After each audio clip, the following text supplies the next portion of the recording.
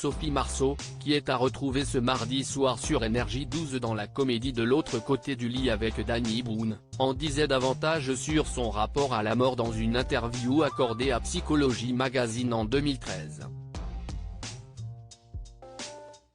Dans le film De l'autre côté du lit, diffusé ce mardi 9 janvier 2024 à 21h10 sur Énergie 12, Sophie Marceau forme un couple avec Danny Boone. Une comédie sentimentale qui fait du bien, qui est notamment l'occasion de s'intéresser à la star de la boom. Et plus précisément à ce qu'elle pense de la mort. Un sujet vaste, sur lequel elle s'exprimait comme rarement en 2013, à l'occasion d'une interview accordée à Psychologie Magazine. J'ai mis que les gens se sentent protégés avec moi. Or, mourir, si est comme leur dire, maintenant, démerdez-vous. Pour cette raison, j'aimerais que les gens réunis pensent que je suis toujours là.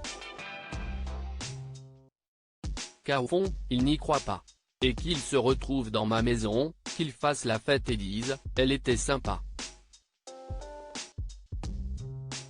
Mon épitaphe ? J'ai fait de mon mieux, n'aille rien pris à la légère et n'aille jamais lâché, avouait alors l'actrice.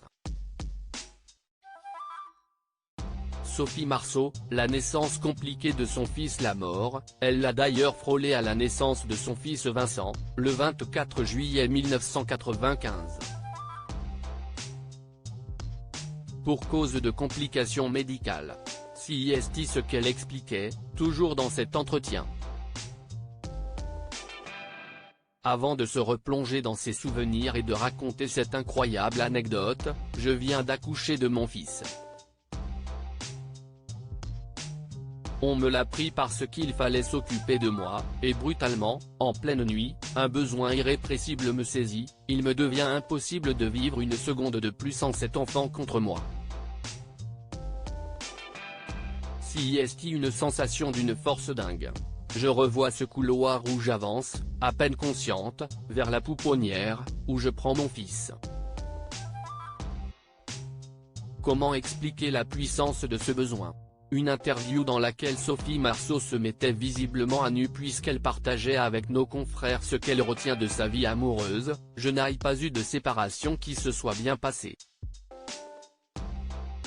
Ça fait trop mal de se détacher de quelqu'un que l'on a aimé, parce que l'on sent bien que l'on perd une part de soi, ce n'est pas anodin.